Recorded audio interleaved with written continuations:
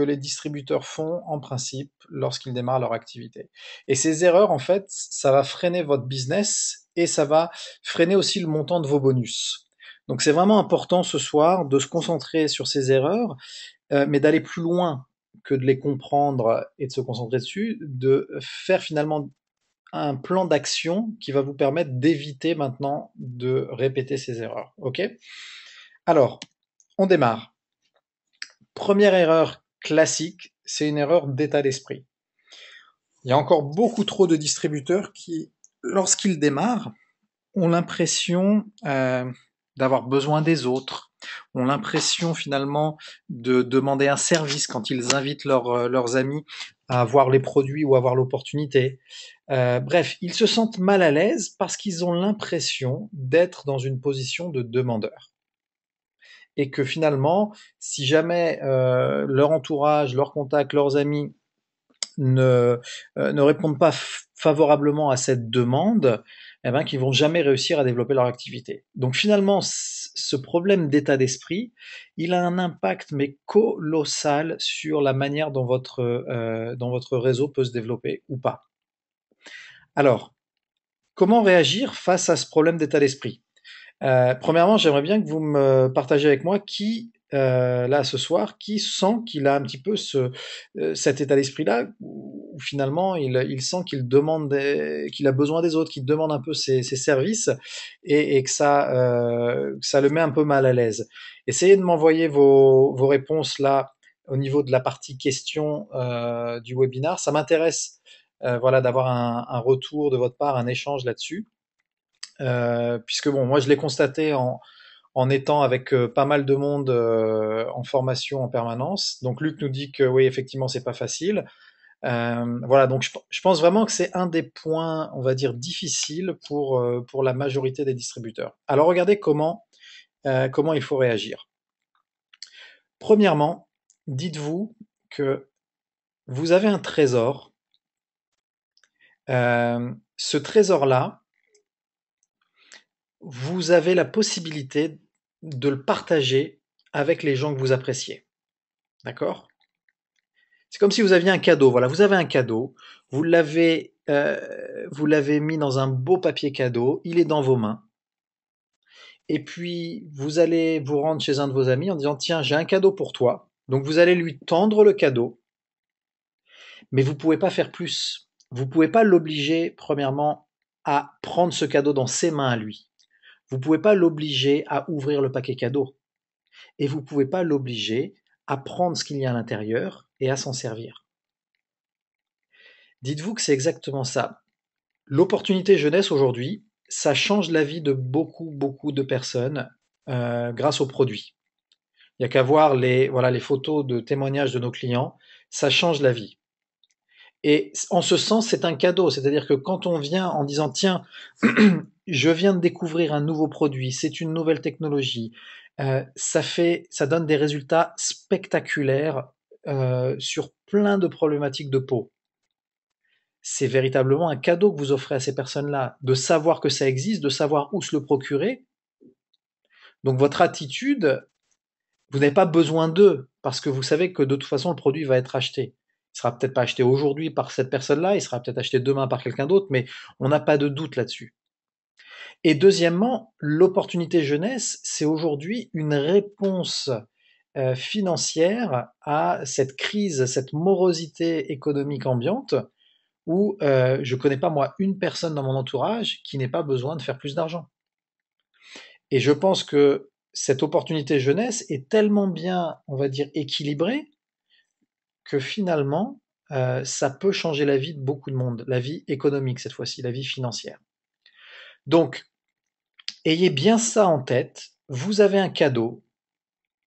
Ce cadeau, ce sont premièrement des produits avec une technologie innovante qui marche et qui change la vie de ceux qui les utilisent, parce que vivre avec des problèmes de peau, c'est vraiment, vraiment pas facile. Et deuxièmement, vous avez une option qui est équilibrée, qui est, on va dire, réalisable pour développer ses revenus. Mais souvenez-vous, vous êtes devant la porte, chez votre ami, vous venez de sonner, il a ouvert la porte, vous lui tendez le cadeau, vous dites tiens, j'ai un cadeau pour toi, il n'est pas obligé de le prendre, il n'est pas obligé de l'accepter, il n'est pas obligé de l'ouvrir. Et ça, vous n'y pouvez rien. Donc dites-vous que quand vous allez inviter les gens que vous appréciez à découvrir votre produit ou votre opportunité, la personne n'est pas obligée d'accepter. Peut-être que c'est pas le bon timing pour elle, peut-être qu'elle n'a pas envie, peut-être que, je sais pas, c'est quelque chose qui lui fait peur, donc elle n'est pas confortable. Peu importe ses raisons, elles sont légitimes et vous ne pouvez rien y faire. La seule chose que vous pouvez contrôler, la seule chose que vous pouvez faire, c'est décider à combien de personnes vous voulez présenter ce cadeau. Ça, c'est la seule chose que vous maîtrisez. Chez combien de personnes vous allez aller pour dire tiens, j'ai un cadeau pour toi. Regarde ce que c'est. Et une fois qu'on a compris cet état d'esprit-là, eh ben ça change tout. Ça change tout pour une raison très simple. C'est qu'on va faire ce qu'on appelle du développement personnel, c'est-à-dire qu'on va avoir, on va faire ce travail sur soi, qui est un peu un travail de, comment dire, oui, de développement personnel, de motivation à avoir le bon état d'esprit. Parce que rien n'est automatique dans la vie. Donc si vous voulez, si vous avez cet état d'esprit en ce moment qui vous dessert et que vous voulez changer cet état d'esprit pour avoir une meilleure réussite dans vos affaires, il faut faire un travail de développement personnel. C'est-à-dire, il faut être persuadé vous-même de ce que vous avez à offrir aux autres.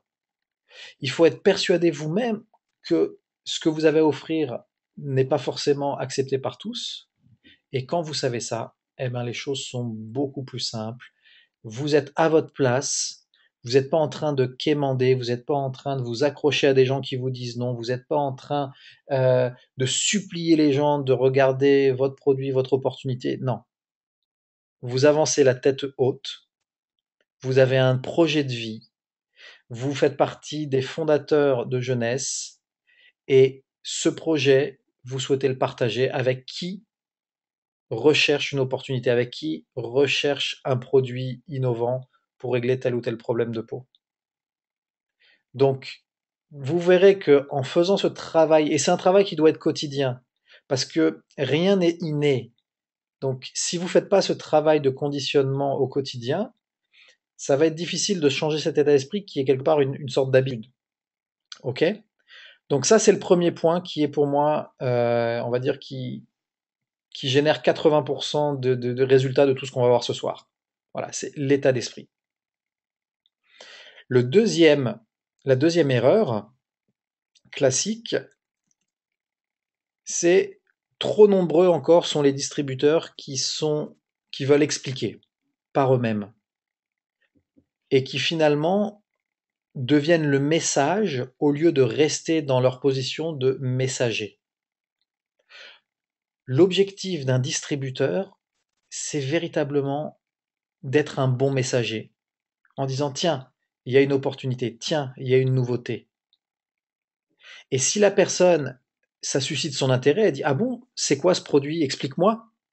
Eh ben vous l'envoyez vers un outil, vous l'envoyez vers un site internet, vous l'envoyez voir une vidéo, vous l'envoyez voir la page Facebook pour lui dire bah tiens, va voir là-bas, il y a toutes les informations et puis quand t'as vu, tu me rappelles.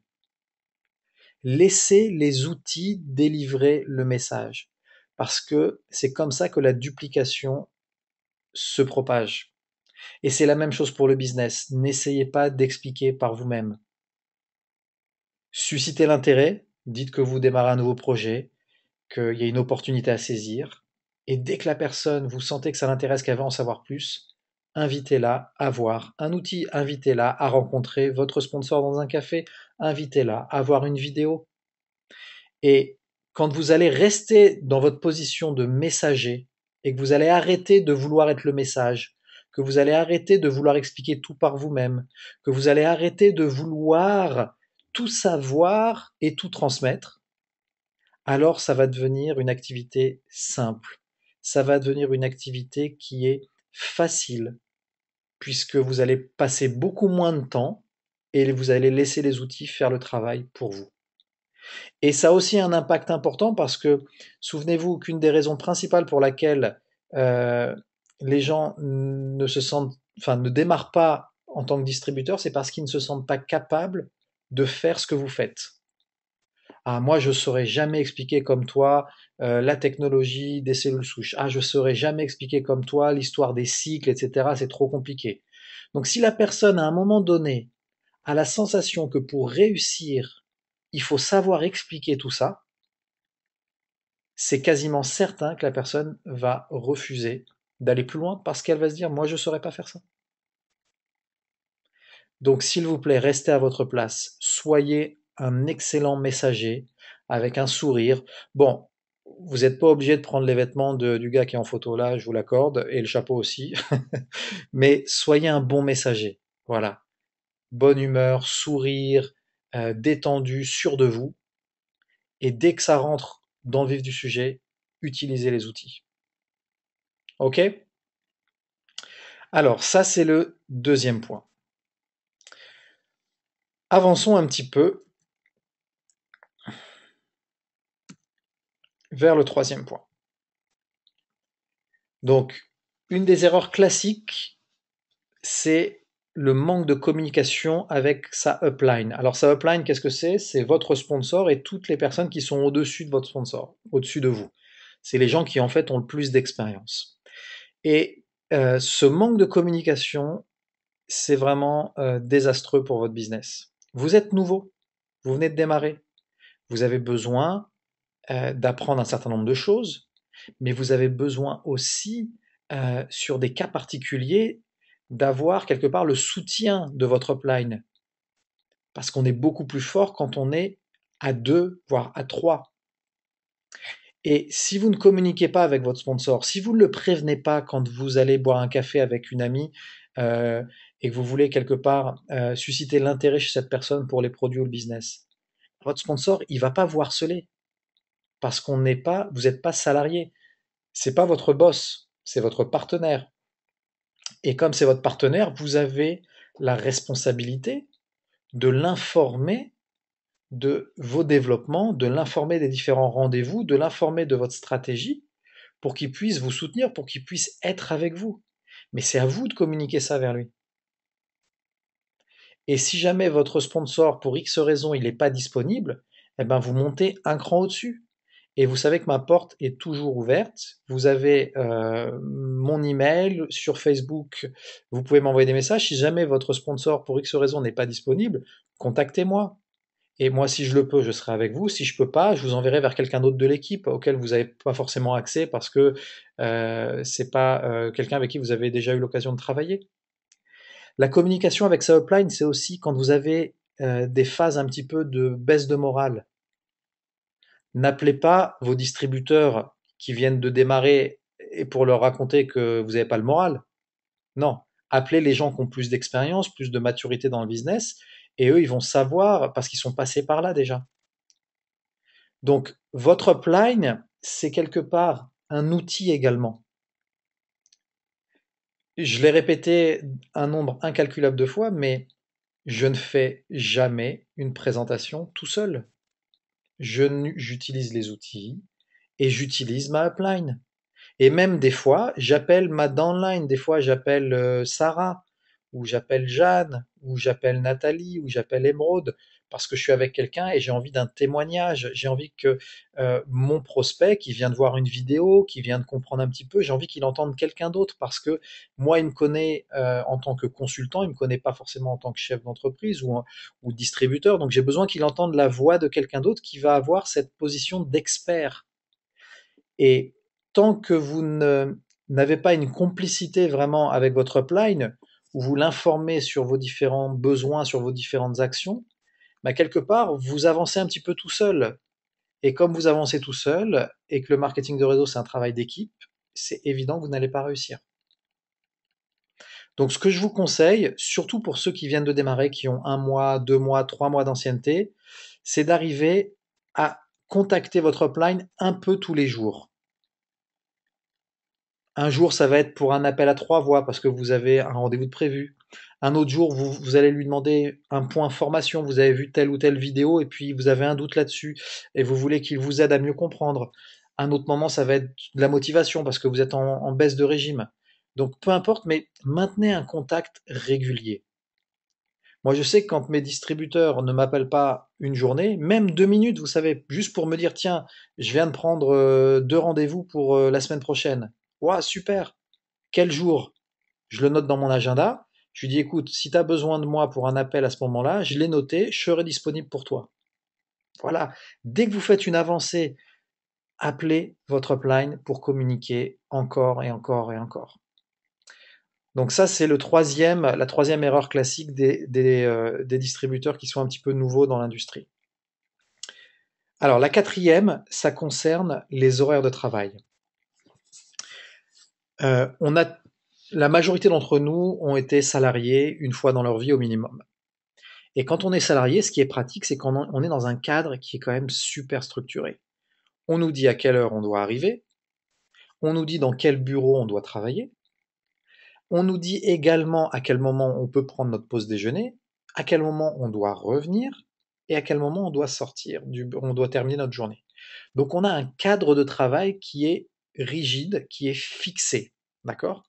Et dans ce cadre de travail, dans ces horaires de travail qui sont fixés, on a un certain nombre d'objectifs, un certain nombre de missions à accomplir. Et ces missions-là, c'est notre manager ou notre directeur qui nous les transmettent. Tiens, tape-moi ce rapport, je le veux pour demain 16 heures. Ok, donc vous avez votre mission qui est taper ce rapport et vous avez une deadline qui est demain 16 heures. Et entre cette deadline et maintenant, vous avez des tranches horaires qui sont prévues pour votre travail. Donc vous allez vous organiser à l'intérieur de ces tranches horaires. Et c'est pour ça que c'est si confortable d'être salarié. Mais là, vous êtes indépendant. Vous êtes votre propre boss. Et un conseil, vous devez, euh, on va dire, transposer une partie de cette rigidité qu'on trouve en tant qu'employé, vous devez la transposer à votre activité d'indépendant au début pour vous apprendre à être plus rigoureux avec vous-même. Donc, première étape, vous devez avoir des horaires de travail fixes pour jeunesse, et ça doit être dans votre agenda, et ça doit être, vous devez vous y tenir. Pourquoi est-ce que tous les dimanches à 21 heures, vous savez que c'est la formation d'équipe? J'ai pas envie des fois le dimanche, ça m'arrange pas. Ça m'arrange pas pour X raisons. Et pour autant, je ne vais jamais changer cette date et cette heure parce qu'on a besoin de repères. On a besoin de se dire, bah tiens, tous les dimanches à 21 heures, je sais que j'ai 1 heure de formation jeunesse. Tous les mercredis à 21 heures, je sais qu'il y a une présentation, ça me donne un objectif pour inviter mes amis. Et même si j'ai pas d'amis, je me connecte pour entendre à nouveau comment David explique le business, ça va m'aider à me former.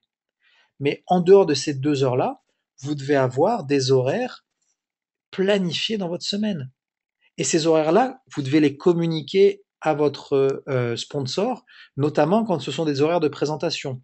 Ce que je conseille à chaque distributeur donc qui vient de terminer sa première semaine, puisque vous savez donc quand on démarre sa première semaine avec jeunesse, l'idée c'est d'avoir un démarrage rapide où on veut inviter un maximum de personnes sur ces 7 premiers jours. Pourquoi? Pour devenir exécutif le plus rapidement possible. D'accord? Mais une fois qu'on a passé ce démarrage, on va dire, rapide, ce que je conseille à tous les distributeurs, c'est de choisir un jour dans la semaine et de choisir 1 heure et de se dire, voilà, toutes les semaines, par exemple, tous les mardis à 19 heures, chez moi, je vais organiser une présentation du business pour des candidats, pour des amis, pour mes invités. Et je vais appeler mon sponsor pour lui dire, tiens, est-ce que le mardi à 19 heures, chaque semaine, tu peux venir chez moi pour présenter l'opportunité à mes amis, donc c'est votre outil de présentation cette fois-ci. Moi, je m'occupe d'inviter du monde chaque semaine. Si vous faites ça, vous allez avoir un avantage sur la grande majorité des distributeurs dans l'industrie du marketing de réseau, c'est que vous allez avoir ce qu'on appelle une activité de développement qui est régulière. Vous savez que chaque semaine, vous avez au moins 2 rendez-vous. Vous avez le rendez-vous sur Internet le mercredi à 21 heures. Donc c'est votre responsabilité d'inviter et d'avoir du monde chaque semaine sur Internet. Et vous allez prendre un autre jour avec votre sponsor chez vous, ou ça peut être dans un café si jamais vous ne pouvez pas inviter de personne chez vous, d'accord? Mais il faut que vous fixiez cette date, ce jour, et que vous ayez un appui de votre upline. Si c'est pas votre sponsor, ça sera quelqu'un d'autre au-dessus, c'est pas un souci. Mais je vous en supplie, ayez cette rigueur et vous verrez les résultats. Parce que il y a bien une chose qui est certaine, c'est que si vous demandez à ce que votre sponsor se rende disponible tous les mardis à 19 heures et qu'il est lundi 14 heures et que vous avez encore 0 invité pour demain 19 heures, bien entendu, annuler cette réunion n'est pas une option. Ça n'est pas une option. Par contre, une option, c'est de réussir à avoir quelqu'un qui sera là le lendemain à 19 heures. Et si vous avez rencontré des problèmes, appelez votre sponsor. Dites-lui, écoute, j'ai fait des invitations, ça n'a pas marché, j'ai toujours personne pour demain. Votre sponsor va vous aider à comprendre ce qui marche pas. Peut-être c'est sur votre liste que ça va pas, peut-être c'est votre invitation, peut-être c'est le ton de votre voix. Bref, il va vous aider, mais à aucun moment vous annulez, parce que on n'abandonne pas. Si vous êtes mis ça comme objectif, il faut le tenir. Même si vous n'avez qu'une personne qui vient, c'est pas grave, ça sera un succès parce que vous n'avez pas lâché. Ok? Donc en dehors de ces heures de développement de votre activité, il faut que vous fixiez aussi ces autres heures où finalement vous allez aider votre équipe. Dès que vous avez parrainé un distributeur ou deux, vous avez la responsabilité d'être disponible aussi pour eux. Donc voilà, faites ce travail de planification. Si vous avez décidé d'investir 15 heures par semaine, il faut que demain matin, quand vous allez ouvrir votre agenda pour la semaine, il faut que ces 15 heures-là soient visibles. Vous savez quand vous démarrez jeunesse, vous savez quand vous terminez jeunesse, et vous verrez les résultats ne se feront pas attendre. Alors, continuons maintenant sur le point numéro 5. Le point numéro 5, c'est il y a trop de distributeurs qui ne savent pas utiliser les outils clés. Quels sont les outils clés? C'est ceux qui permettent de générer des bonus. C'est-à-dire, comment est-ce qu'on passe une commande sur votre site internet? Comment est-ce qu'on passe une commande en tant que client préférentiel? Comment est-ce qu'on inscrit un distributeur? Ce sont les 3 outils que vous devez obligatoirement maîtriser. Parce que c'est par l'un de ces 3 outils que vous allez générer des bonus. Donc si vous faites tout le travail d'invitation, de présentation, etc., et qu'au moment où la personne se dit bah tiens je veux m'inscrire, bah vous savez pas comment faire parce que vous n'avez jamais fait d'essai, eh ben peut-être que la personne du coup va vous dire bon bah écoute tu sais quoi bon ça a l'air de pas marcher ou tu sais pas comment on fait et c'est pas grave on se rappelle la semaine prochaine et du coup vous perdez toute la dynamique. Il était prêt, il était motivé et parce que vous ne vous êtes pas préparé à enregistrer un nouveau distributeur, vous allez perdre cette dynamique et ça peut vous coûter cher au final. Donc comment faire? C'est très simple, il faut s'entraîner. Donc vous allez sur votre boutique en ligne et vous passez une commande. Bien sûr, vous n'allez pas jusqu'au moment où vous allez payer, mais vous passez une commande pour voir toutes les étapes. Et vous voyez où ça bloque, et vous voyez là où vous avez du mal. Et si vous avez un problème, vous envoyez un petit message et puis on va vous aider. Mais il faut que vous sachiez enregistrer un client préférentiel, un client normal et un distributeur. C'est voilà, c'est impossible de ne pas maîtriser ces 3 outils-là. Alors bien entendu, pour ce faire, j'ai fait des vidéos de formation qui sont sur le site générationjeune.fr. Mais cela dit, regarder la vidéo, ça n'est pas suffisant. Il faut ensuite vous entraîner parce qu'en fait, votre mémoire, la plupart du temps, elle s'active vraiment quand vous faites les choses par vous-même et non pas quand vous regardez quelque chose. Ok, alors allons-y maintenant sur le 6e point. Le 6e point, c'est comprendre le rythme de croissance du marketing de réseau. Il y a tellement de distributeurs qui ne comprennent pas ce rythme-là et du coup qui abandonnent en plein milieu. Pourquoi? Parce qu'ils avaient des attentes, ces attentes n'ont pas été honorées et donc leur motivation en a pris un coup. Et quand leur motivation est à un niveau trop bas, bah, ils décident d'arrêter. Mais quel est le problème à la base? Le problème, c'est que leurs attentes n'étaient pas du tout adaptées à notre réalité. La réalité du marketing de réseau, c'est que nous avançons, on va dire, étape par étape. Donc, on va commencer à parrainer une personne, et puis une deuxième, et puis ces deux-là vont en parrainer deux. Vous n'allez pas vous retrouver en un mois avec une équipe de 200 personnes. Donc, ça prend du temps. Mais par contre, une fois que, on va dire, l'effet boule de neige est enclenché, la croissance est exponentielle. Donc, si vous savez ça, si vous savez qu'un distributeur, voilà, euh, pour avoir, on va dire, cette liberté financière, il s'engage vis-à-vis de lui-même sur 2 ans. Voilà, moi c'est ce que je dis à tout le monde dans ma formation, vous l'avez entendu, c'est démarrer jeunesse, il faut se dire, voilà, c'est un projet sur 2 ans. Et si on dit que c'est un projet sur 2 ans, c'est qu'il y a une raison.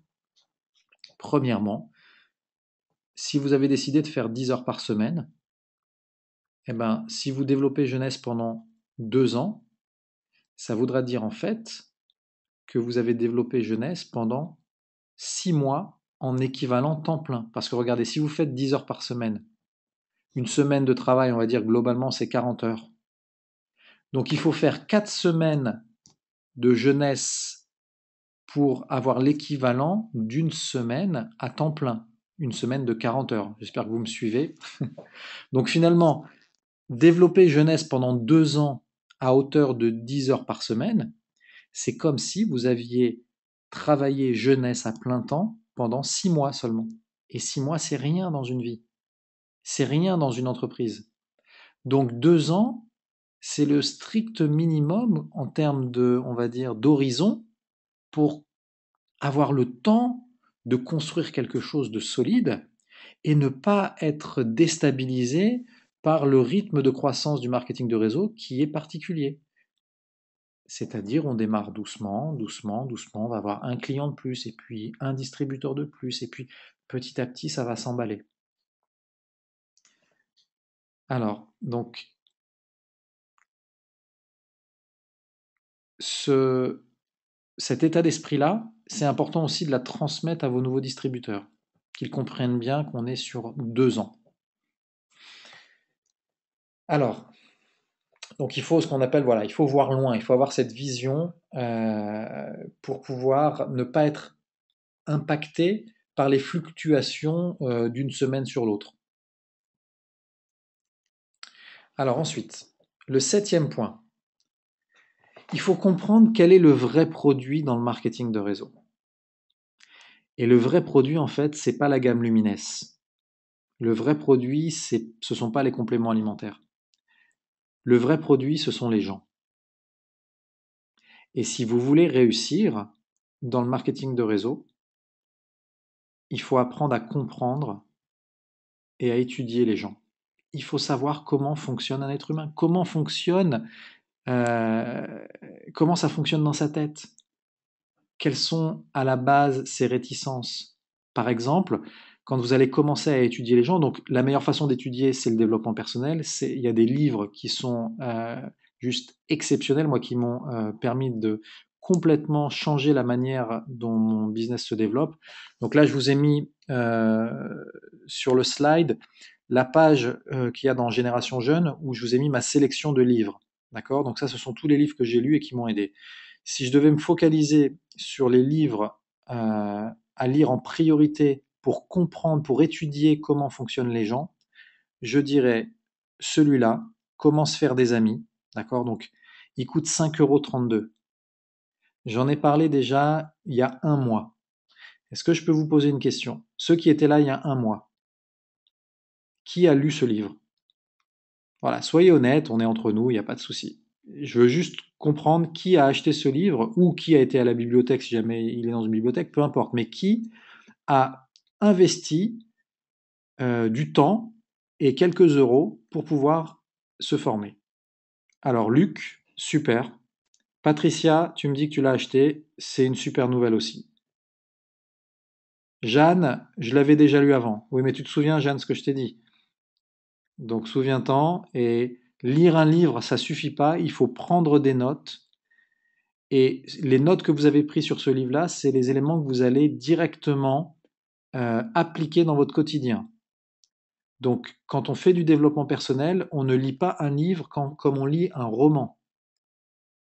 Dites-vous que si vous lisez un livre de développement personnel et que vous n'avez pas un bloc-notes à côté et un stylo et que vous n'écrivez pas les choses clés que vous lisez dans ce livre, c'est comme si vous n'aviez quasiment rien fait. Parce que faire confiance à sa mémoire, c'est la pire chose que vous puissiez faire. Vous allez oublier ce que vous avez lu. La seule façon de ne pas oublier, c'est de prendre des notes et d'appliquer, de mettre en application ce que vous avez lu. Mais pour ça, il faut le sortir de la masse. Un livre qui fait 80 pages, 100 pages, 200 pages, vous devez sortir les idées clés, les outils clés que vous avez appris. Et du coup, vous allez avoir sur 2 ou 3 pages la synthèse des points que vous voulez mettre en pratique.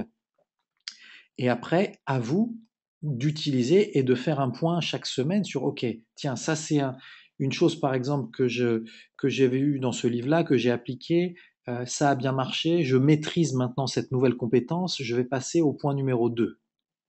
C'est comme ça qu'on lit, c'est comme ça qu'on se développe. Alors Gaël, on ne le trouve pas ici, commande-le sur Amazon et tu peux être livré sans problème en Israël. Et oui, effectivement, Luc, il faut le lire plusieurs fois, ça c'est certain, et prendre des notes. Ok, donc Sarah nous dit que ses anciennes notes sont imprimées. C'est une étape clé. Maintenant, il faut prendre ces notes imprimées et les mettre en pratique, ce que tu fais déjà, je le sais. Donc, si j'avais un livre à vous conseiller parmi tous ces livres, ça serait celui-là. Comment se faire des amis? Vous allez comprendre en fait la psychologie humaine, vous allez comprendre comment les relations humaines, on va dire, se structurent. Et s'il y en avait un deuxième que je pourrais vous conseiller, ça serait comment trouver le leader qui est en vous. Parce que du coup, ça va se lier finalement à ce premier thème qui est avoir le bon état d'esprit. Voilà, ça c'était, s'il fallait commencer par deux livres, ça serait ces deux-là. Donc vous voyez que pour moins de 10 euros, ou un peu plus de 10 euros, vous allez avoir euh, des outils de formation de très très haut niveau. Ok, donc ça c'était le 7e point. Ensuite, le 8e point, c'est avoir la bonne fréquence de travail. Encore une fois, c'est une des spécificités pardon, de notre industrie. On n'a pas intérêt à avoir le même rythme de travail chaque mois dans l'année, parce que c'est pas comme ça qu'on fonctionne. Notre moteur dans le marketing de réseau, c'est l'énergie. D'accord? Cette énergie, premièrement, euh, c'est à nous de décider si on veut l'impulser, cette énergie. Et à partir du moment où on va décider de l'impulser, l'énergie, elle va se transmettre. Mais il faut le faire de manière intelligente. Donc, je vais vous expliquer comment moi je fonctionne. Je me mets moi des challenges sur 30 jours où je me dis, bah tiens, ce mois-ci, ça va être un mois où je vais intensifier mon recrutement. Mon objectif, c'est d'intensifier le recrutement de distributeurs. Ok? Pendant ce mois, je vais faire tout ce qui est nécessaire pour atteindre mon objectif. Et puis le mois d'après, je ne vais pas continuer. Le mois d'après, je vais former mes distributeurs qui viennent de me rejoindre à avoir cette même intensité de recrutement pour que eux aussi soient dans cette dynamique et provoquent cette énergie. Et comme ça va se perpétuer. Donc, en moyenne, moi, ce que je conseille à mes distributeurs, le premier mois où vous démarrez, il faut être à fond pendant les heures où vous avez décidé de développer votre business parce que vous allez créer votre histoire de gain. Ça va être votre premier mois. C'est le mois de référence en termes de combien de personnes vous avez parrainé, combien de clients vous avez eu et aussi combien de bonus vous avez touché. Donc le premier mois, il est clé. Mais une fois que ce premier mois est passé, eh ben, à vous de décider quand va être le prochain mois où vous allez avoir cette intensité sur le business et cette intensité sur les produits. Et vous pouvez varier les plaisirs. Euh, le mois dernier, un de mes objectifs, c'était d'intensifier la vente de produits parce que moi, j'avais pas du tout axé sur la vente de produits. Donc, je me suis dit, ben, je vais investir dans les outils, je vais créer de meilleurs outils, notamment le site web, notamment la page Facebook, etc. Et je vais appeler des personnes sur ma liste en leur demandant s'ils veulent devenir être parmi mes premiers clients. Voilà. Et une fois que j'ai fait ce travail sur un mois, eh ben, le mois d'après, je vais me focaliser sur un autre aspect de mon business qui va être le recrutement. Et puis le mois d'après, je vais me focaliser sur aider mes distributeurs. Donc, on fonctionne par cycle, mais à chaque fois, il y a on va dire une colonne vertébrale, il y a une ligne directrice. Et c'est ce qui a marqué ici. Alors, je vais le traduire parce que c'est en anglais. Premièrement, il faut planifier. D'accord? C'est ce qu'on appelle plan en anglais. Planifier, ça veut dire savoir ce que vous allez faire. Par exemple, on démarre le mois d'avril là dans 2 jours. Est-ce que vous savez quelle va être votre activité principale avec jeunesse pour le mois d'avril? Est-ce que vous vous mettez un objectif pour, par exemple, devenir exécutif ou devenir JAD? Donc c'est un objectif de recrutement. Est-ce que vous êtes déjà peut-être exécutif et vos distributeurs ne sont pas encore exécutifs, donc vous allez vous dire, bah tiens, moi ce mois-ci, je me donne comme objectif d'aider mes distributeurs à devenir eux-mêmes exécutifs. Peu importe quel objectif vous allez choisir, il faut le planifier.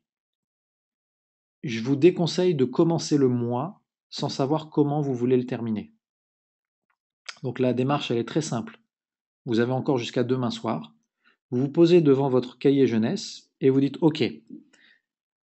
Donc vous choisissez soit les produits, soit le recrutement ou soit l'accompagnement de vos distributeurs. C'est une de ces 3 pistes de toute façon. Et vous choisissez ce que vous voulez atteindre à la fin du mois d'avril. D'accord? Et vous l'écrivez. Voilà, à la fin du mois d'avril, je veux avoir parrainé 4 distributeurs de plus. Ou alors, à la fin du mois d'avril, je veux avoir 5 clients supplémentaires. Ou alors, à la fin du mois d'avril, je veux que mes 3 distributeurs soient exécutifs. D'accord? Une fois que vous avez mis l'objectif à la fin du mois d'avril, eh ben vous pouvez planifier les actions nécessaires pour atteindre cet objectif. Et alors attention là, souvenez-vous que vous n'êtes pas seul. Donc une fois que vous avez mis l'objectif, si vous avez du mal à planifier, vous ne savez pas exactement comment optimiser vos chances pour réussir cet objectif-là, appelez votre sponsor, appelez votre upline, contactez-moi si besoin est. Et vérifiez que votre plan d'action, que ce que vous avez prévu de faire, va vous amener à atteindre l'objectif que vous êtes fixé. Et peut-être aussi qu'en communiquant sur l'objectif que vous avez fixé, puisque de toute façon, dès que vous vous fixez un objectif, la première chose à faire, c'est appeler votre sponsor pour lui dire. Parce que vous allez avoir besoin de lui. Peu importe quel est votre objectif. Vous allez avoir besoin de lui, donc il faut le tenir au courant. OK? Donc vous l'appelez, vous dites voilà, ça c'est mon objectif. Pour la planification, j'ai un peu de mal, est-ce que tu peux m'aider? Et puis vous allez construire ce plan ensemble. Une fois que c'est construit, il faut passer à l'action. C'est 80% de votre temps. D'accord? Action, action, action. Pensez à jeunesse, ça ne fait pas développer votre business. Parler de jeunesse avec d'autres distributeurs, ça ne fait pas avancer votre business. Ce qui fait avancer votre business, c'est d'avoir votre liste, de contacter ces personnes, de faire des appels 3 voies et d'avoir on va dire, vos temps dans la semaine qui soient bien planifiés pour prospecter, inviter et présenter. Une fois que vous êtes dans l'action, je vous invite à faire une revue, donc à checker chaque semaine pour voir si ce que vous avez fait la semaine précédente a porté ses fruits, si vous êtes dans la bonne dynamique pour atteindre votre objectif. Parce que ça sert à rien de passer ces 4 semaines et puis finalement d'arriver à la fin du mois d'avril où vous n'avez pas atteint vos résultats, mais en fait on aurait pu déjà prévoir après la première semaine que vous n'alliez pas réussir. Donc un conseil, chaque semaine, faites un petit point avec votre sponsor pour voir si vous êtes dans la bonne dynamique, si vous allez dans la bonne direction. Et à partir du moment où vous avez checké cela, vous allez avoir des corrections à faire certainement. Et donc, acte, ça veut dire acter ces corrections, c'est-à-dire modifier ce qui n'a pas fonctionné pour que maintenant ça se mette à fonctionner. OK? Donc, planifier et communiquer avec votre sponsor ou votre upline sur votre plan et votre objectif. Ensuite, passer à l'action et ne passez pas à l'action tout seul. Faites-le en équipe. Troisièmement, vérifier. Cette vérification, vous la faites aussi avec votre sponsor. Et quatrièmement, acter, c'est-à-dire que mettez en place les modifications qui sont nécessaires. Alors, on va terminer et je vous conseille donc de travailler par cycle de 30 jours. Si vous voulez, je me propose pour démarrer, parce que c'est un système un petit peu nouveau, ceux qui veulent partager avec moi, en plus de leurs sponsors, qui veulent partager avec moi leur objectif du mois d'avril, je serai très heureux. Déjà rien que pour voir un petit peu ben, quelles sont vos ambitions aux uns et aux autres. Et puis ça permettra aussi peut-être de vous aider, et de vous et votre sponsor, pour atteindre ces objectifs-là. Donc c'est une, voilà, c'est une demande, enfin c'est une démarche libre de votre part.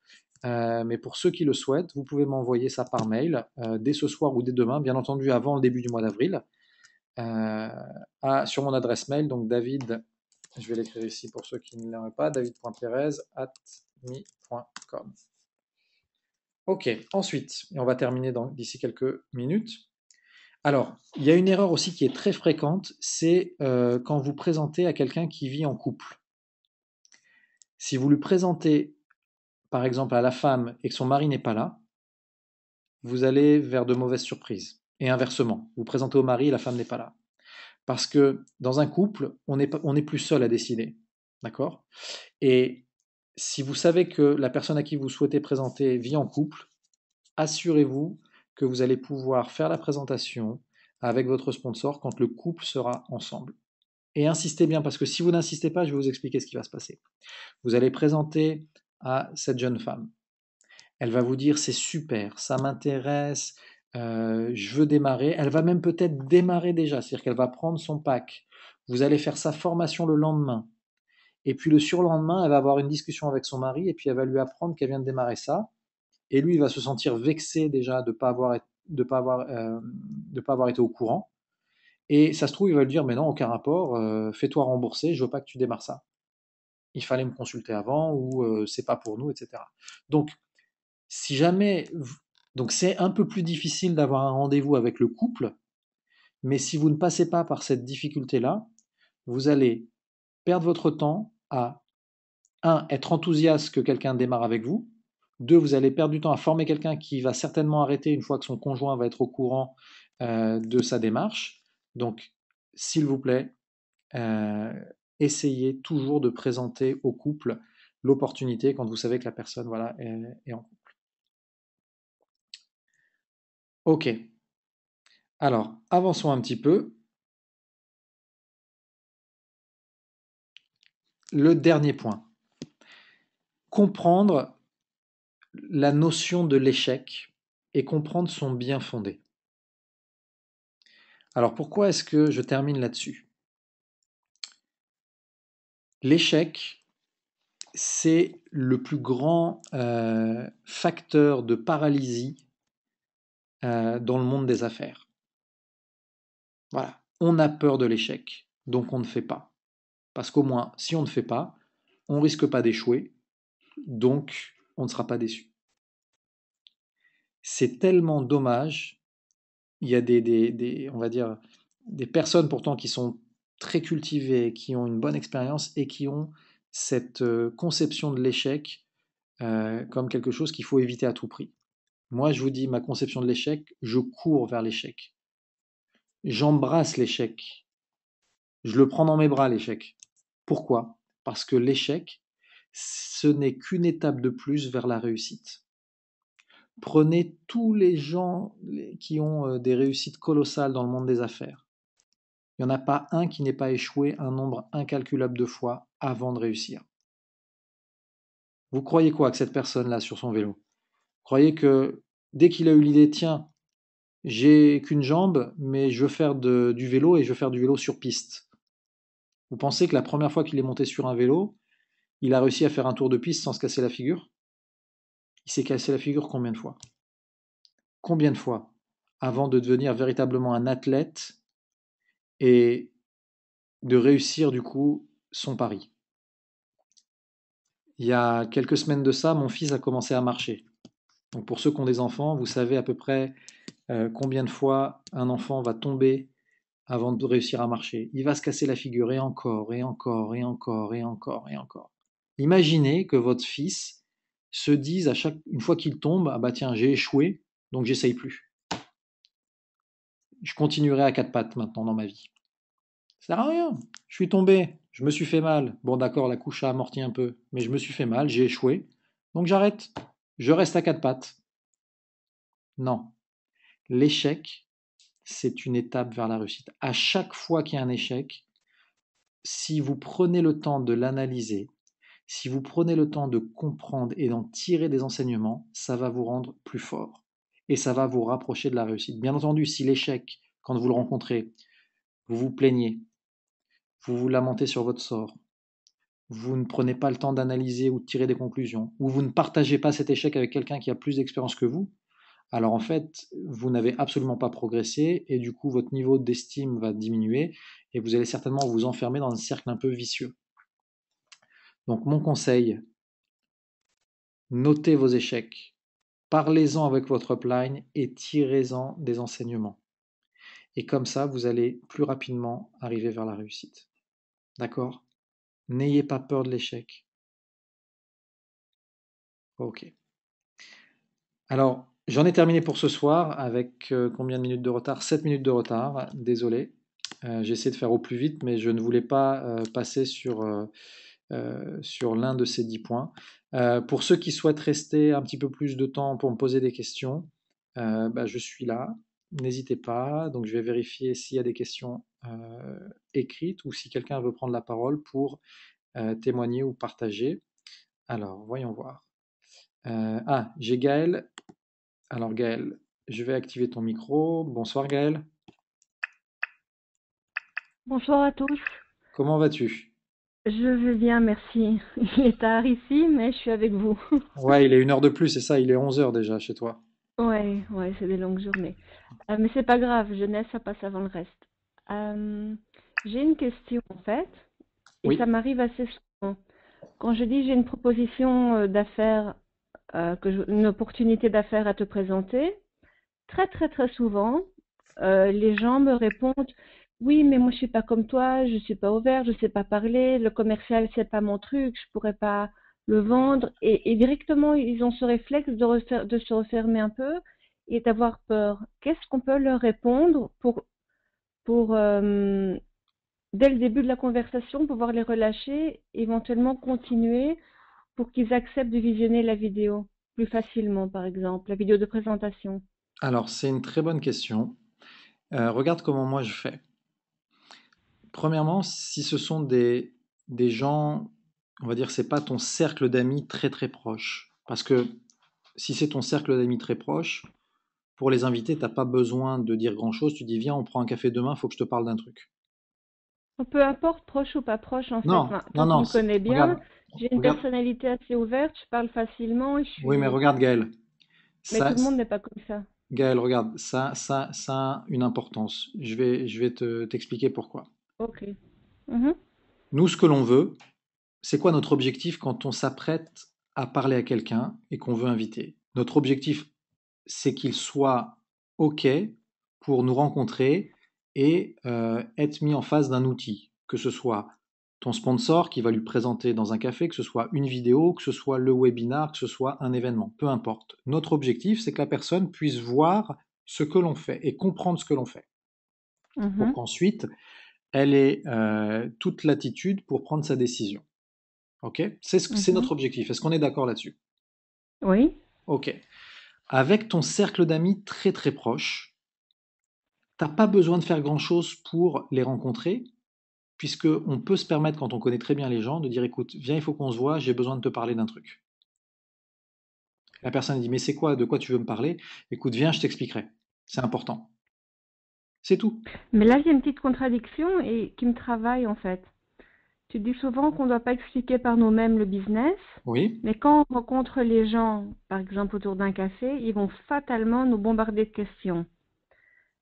Et Alors, moi, ma technique, entre guillemets, mais j'ai peut-être pas la bonne, et je suis tout à fait, tout à fait prête à l'entendre, c'est je dis, par exemple, je téléphone à des gens, je dis j'ai une opportunité d'affaires, j'aimerais que tu puisses visionner la vidéo, et puis après on en reparle. Comme ça, au moins, on sait, tu sais de quoi tu parles et on sait de quoi on parle. Et après avoir visionné la vidéo, je les recontacte et on en discute. et donc, Tu comprends ce que je veux dire? non, en fait, je comprends pas ta C'est question. que toi, tu dis, c'est bien d'inviter les gens autour d'une tasse de café, Ouais. leur présenter une opportunité d'affaires. Mais présenter l'opportunité d'affaires, ça veut dire en parler, l'expliquer, mais ça, c'est plutôt notre upline qui est censé le faire. Ah oui, exactement. Quand je dis d'aller prendre un café en fait avec un ami, l'idée c'est d'avoir ton upline qui est avec toi, qui va faire la présentation. Tu dis, écoute, viens, il faut que je te parle d'un truc, un projet Alors tu peux dire, voilà, un projet que je démarre, faut que je te présente quelqu'un avec qui je démarre quelque chose. Bref, Mais dans mon cas, tu sais par exemple que c'est pas possible. Je suis un cas un peu oui. entre deux chaises. Alors toi, comme tu es isolé entre guillemets et que moi je suis pas à tes côtés parce qu'on a à peu près 5000 kilomètres d'écart, enfin de Oui, distance. ça fait cher le café. Ça fait cher le café. Donc, par contre, ce que tu peux faire, c'est venir avec ton ordinateur ou une tablette ou alors quelques feuilles que tu as imprimées. Et en fait, ton Mhm. outil, ça va être ça. Donc, c'est pas toi qui Et explique, c'est pas toi qui va enfin, je suis expliquer. désolée si je prends un peu le temps de tout le monde, mais c'est quelque chose de tellement important pour moi Non, de non, le mais tu comprendre as. parce que j'ai l'impression que je passe à côté. Mais moi, ce que je faisais pour l'instant, dis-moi si c'est bon ou pas bon, ça pourrait peut-être aussi aider les autres amis de l'équipe. Moi, je parle aux gens, je dis j'ai une opportunité d'affaires, je leur envoie le lien de la présentation en français qui dure quand même une demi-heure, parce que visionner ça une demi-heure en terrasse, c'est moyen. Alors, oui, Enfin, je suis d'accord avec toi, c'est moyen. Alors, regarde, regarde. Premièrement, il y a juste un point, pardon, que je voudrais, euh, sur lequel je voudrais revenir avant de répondre à ce point-là, parce que j'ai peur qu'on l'oublie après. Tu te souviens, ta première question, c'était de me dire, mais euh, quand j'invite des gens, je leur dis que j'ai une opportunité, ils me disent oui, mais je suis pas comme toi, etc., etc. Tu te souviens, c'est oui, le début de ta oui, question. il panique un peu. Voilà. Mhm. Et Il se replie. j'ai pas envie d'oublier la deuxième partie de la réponse que je vais te faire. Quand tu Mhm, parles à des gens qui sont un petit peu moins proches de toi, il est essentiel dans la discussion de valider que la personne a besoin de plus de temps, de plus d'argent ou de plus d'argent, mhm, et qu'une fois que tu as compris qu'elle t'a dit qu'elle avait besoin de plus de temps ou de plus d'argent, de valider qu'elle ait bien envie de trouver une solution pour ça. Et une fois que la mhm, personne elle t'a dit, je sais pas, tu parles de son boulot, tu dis alors comment ça se passe au boulot, etc. Elle me dit ouais, bah, écoute, c'est dur, en plus j'ai pas eu d'augmentation ce mois-ci, cette année, pardon, c'est une vraie galère, machin. Tu dis bah du coup, ouais, j'imagine les fins de mois sont difficiles, ah, bah m'en parle pas, je suis dans le rouge, etc. J'ai dit, mais tu cherches une solution pour sortir de cette situation et vois ce qu'elle te dit. mhm, Si elle te dit, ah bah oui, je cherche, mais qu'est-ce que tu veux que je fasse? Je vais pas démissionner, je vais pas prendre un deuxième boulot, etc. Et là, tu lui dis, bah écoute, moi j'ai peut-être un truc pour toi. Ah oui, c'est quoi? Écoute, je viens de démarrer quelque chose et je pense que ça pourrait t'aider. Et mhm. t'en dis pas plus. Et là, tu l'invites à voir. Tu dis, alors si du coup tu lui envoies la vidéo, tu dis, écoute, ce que je vais faire, Je je vais fonctionne beaucoup avec les vidéos, Ouais, quelle mais que la soit vidéo la c'est langue, je bien, l'envoie dans toutes les langues. le webinaire c'est bien aussi. Tu lui dis, écoute, je vais t'envoyer la vidéo, Mais une je peux pas, vidéo. la plupart sont pas francophones.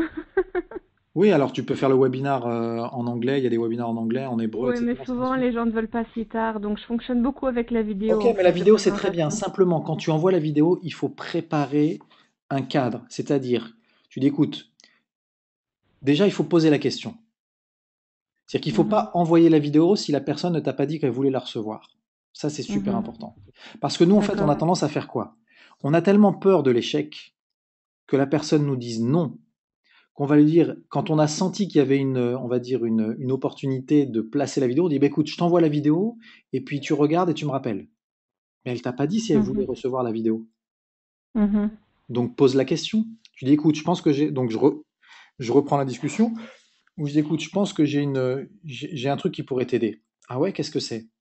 Écoute, euh, le plus simple, ça serait que tu regardes une vidéo qu'on a fait avec un de mes associés qui s'appelle David, ou peu importe qui a fait la vidéo si c'est dans une autre langue, et qui explique en fait le projet sur lequel on travaille.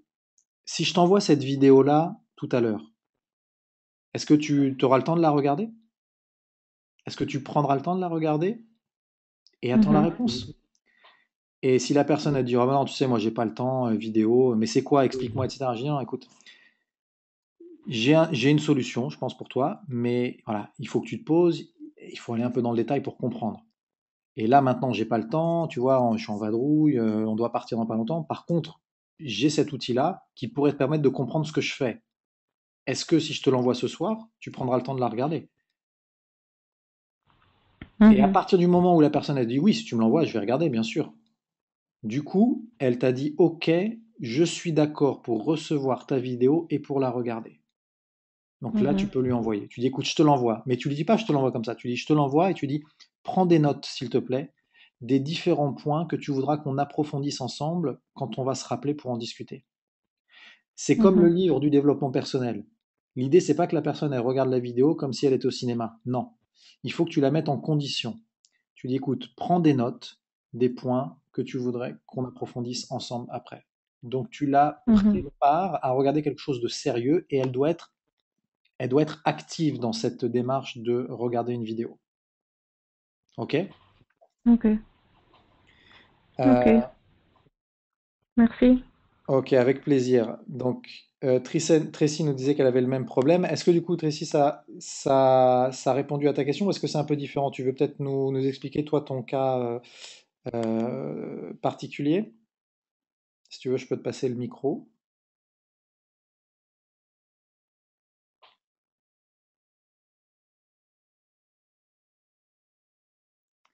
Alors,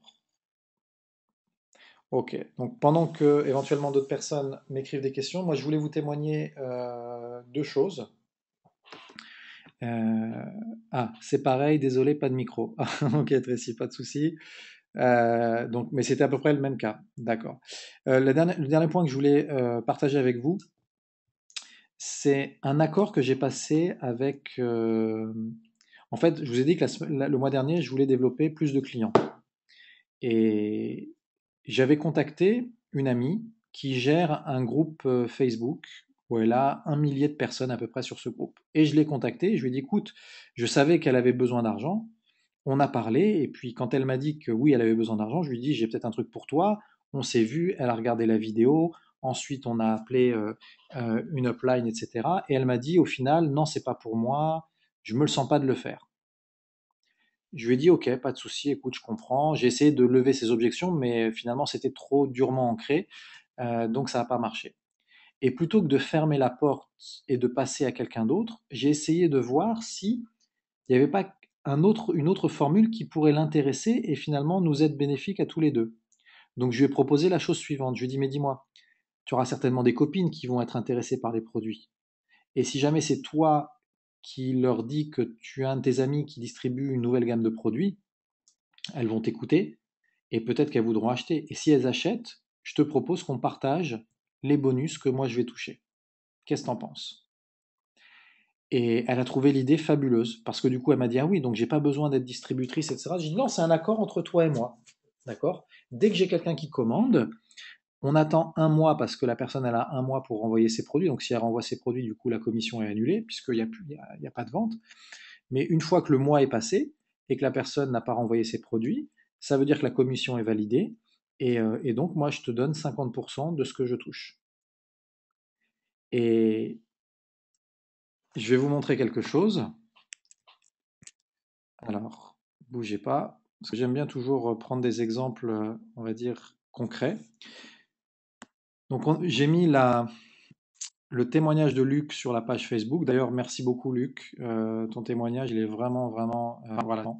Et je suis très très content que tu aies eu ce résultat-là, comme ça aussi rapidement. Donc regardez ce que j'ai fait.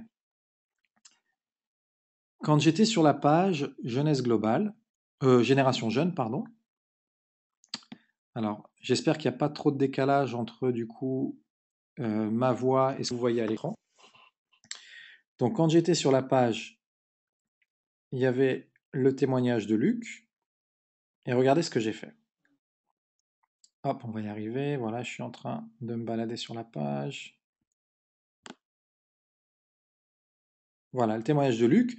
J'ai fait partager. D'accord?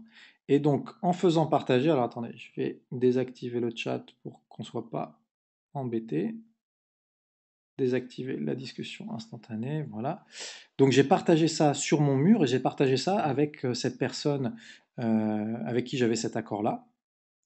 Et puis j'ai partagé aussi cette vidéo que je viens de mettre. D'ailleurs, je ne sais pas si vous avez vu le taux. Le témoignage de Luc a été vu 673 fois par 673 personnes depuis qu'on l'a mis, c'est-à-dire 2 jours et demi. La vidéo Pourquoi jeunesse a été regardée 400 fois en l'espace de 2 heures. Et grâce à cette vidéo et à ce témoignage et puis d'autres petites choses que j'ai publiées, eh ben on s'est retrouvés avec 6 commandes rien qu'aujourd'hui. C'est-à-dire que j'ai 6 personnes qui sont amies avec cette personne avec qui j'ai passé cet accord-là, qui m'ont contacté en disant David, je suis une amie de Sarah Révital, voilà, elle m'a parlé de tes produits, j'aimerais avoir plus d'informations et peut-être j'aimerais en commander. Et donc j'ai appelé ces personnes-là aujourd'hui et j'ai 6 nouvelles commandes de produits. Et à chaque fois, les personnes, en fait, me disent qu'elles veulent le sérum, la crème de jour, la crème de nuit, elles veulent essayer les trois d'un coup. Donc faites votre calcul. Euh, ces trois produits-là, ça revient à peu près à 250 euros ou 240 euros avec la livraison. Multiplié par 6, ça fait plus de 1200 euros de commande juste sur une journée. Grâce à quoi? Grâce, premièrement, à un accord que j'ai passé avec elle, parce que j'ai décidé d'aller plus loin que simplement son refus, en sachant qu'elle avait vraiment besoin de faire d'argent. Mais j'ai compris que devenir distributrice, c'était pas son kiff, c'est pas ce qu'elle voulait faire. Et puis, et puis en partageant les outils. Voilà, c'est pas moi qui ai expliqué à ses amis les produits, j'ai partagé des témoignages, j'ai partagé une vidéo. Bref, j'ai utilisé les outils ont fait le travail, et maintenant moi, je suis juste en train de finaliser les ventes, tout simplement. Donc je vous invite vraiment à être créatif. Si vous sentez qu'il y a des personnes qui sont un petit peu, on va dire, en retrait par rapport au fait de devenir distributeur, mais vous savez qu'ils ont un réseau, vous savez qu'ils veulent faire, qu'ils aimeraient faire un peu d'argent, proposez-leur un deal. Chaque fois qu'il y a quelqu'un qui commande, je te reverse 50%. Et moi, de manière particulière, en fait, avec cette personne-là, j'ai décidé que dès qu'on arrive à 100 euros de bonus pour elle, je lui fais le virement. Donc, je fais un virement PayPal ou alors Western Union, tout simplement. Donc, c'est un truc très simple à mettre en place. Et vous êtes gagnant et elle est gagnante. Donc voilà, je voulais terminer là-dessus. Est-ce qu'il y a d'autres questions? Je n'ai pas l'impression. Je vais donc vous souhaiter une très très bonne soirée. J'attends avec impatience vos objectifs pour le mois d'avril, pour ceux d'entre vous qui veulent les communiquer avec moi et avec leur sponsor, bien entendu. C'est important de ne pas oublier d'abord d'envoyer à votre sponsor, vous pouvez me mettre du coup en copie. Et je vous donne rendez-vous donc mercredi pour le webinar. J'espère que vous aurez beaucoup d'invités. Vous avez encore 2 jours, un peu plus de 2 jours pour inviter. Et mercredi, du coup, jeudi matin, on prend l'avion pour Milan. Donc